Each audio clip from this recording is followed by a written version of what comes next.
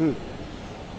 আপনি আপনার সাংবাদিকতার দীর্ঘ ক্যারিয়ারে দেশে বিদেশে উপমহাদেশে ইউরোপিয়ান অনেক দেশে গিয়েছেন, অনেক স্টেডিয়াম পরিদর্শন করার সুযোগ হয়েছে আপনার।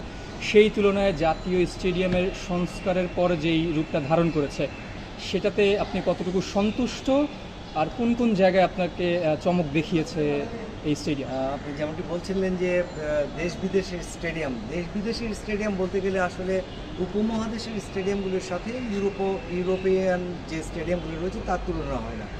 ইউরোপ বা যদি আপনি এশিয়ানের লেভেলের অন্য দেশগুলির কথা বলেন, যেমন চীন, জাপান, তার সাথেও তুলনা হয় না।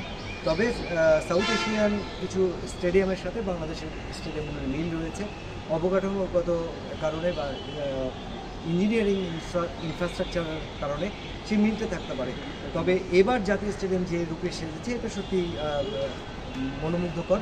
আমার কাছে খুব ভালো লেগেছে। স্টেডিয়ামটি নতুন একটা রূপ পেয়েছে, যে নতুন স্বাদে সেজেছে এই স্বাদটা এখন কতটা মেনটেন করতে পারবে বাংলাদেশ ফুটবল ফেডারেশন এবং জাতীয় ক্রীড়া পরিষদ, সেটা হচ্ছে একটা ভাবার বিষয়। তবে আমরা আশ্বস্ত হয়েছি, ফুটবল ফেডারেশন বলছে তারা শুধুমাত্র এই মাঠ, এই স্টেডিয়াম মেনটেন করার জন্য একটা কমিটিগুলো করে দেবে। যদি সেটা হয় তবে ভালো। একটু আপনাকে বলতে চাই যে এই স্টেডিয়ামে এবার নতুন যে বিষয়গুলি সংযুক্ত হয়েছে তার মধ্যে শেড উঠেছে, লাইট বসেছে এলইডি, যেটা ফিফার রিকোয়ারমেন্ট অনুযায়ী লাক্স বসবে। যেখানে আপনাকে বলতে চাই যে পিলারে যে ল্যাম্প, যে বাতিগুলো বসেছে সেই বাতিগুলি আপনার 55টা করে বাতি রয়েছে 4টি পিলারে।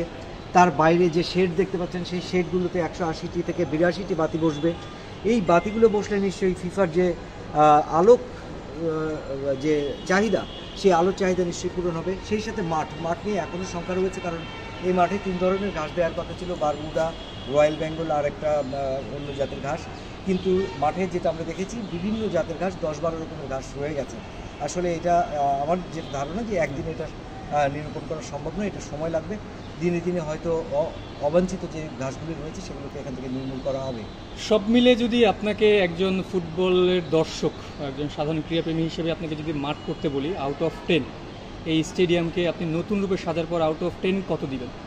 আউট অফ 10 আমি অবশ্যই 1.5 দিয়ে দিব, কারণ বাংলাদেশের প্রেক্ষিতে এমন স্টেডিয়াম পাওয়াটা আসলে দুষ্কর আমার কাছে মনে হয়। 1.5 বলতে কি ধরুন 1ই দিয়ে দেবো, আমি 1 নম্বরে রাখবো। বাংলাদেশের প্রেক্ষিতে আমি 1 নম্বরে রাখবো, কারণ হচ্ছে বাংলাদেশের প্রেক্ষিতে যে স্টেডিয়ামগুলো রয়েছে বাংলাদেশে, তার মধ্যে একমাত্র শেরেবাংলা জাতীয় ক্রিকেট স্টেডিয়াম ছাড়া এমন ভালো স্টেডিয়াম বা এমন নতুন রূপের এমন সাজের স্টেডিয়াম কিন্তু বাংলাদেশে আর নেই। সেই জায়গায় সরকার যে প্রচেষ্টা চালিয়েছে, যেটা যতদূর দাঁড় করাতে পেরেছে, এটাকে যদি